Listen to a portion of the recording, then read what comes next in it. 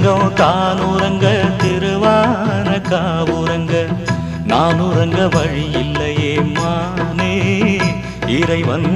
நாடகத்தில் ஊமையடி நான்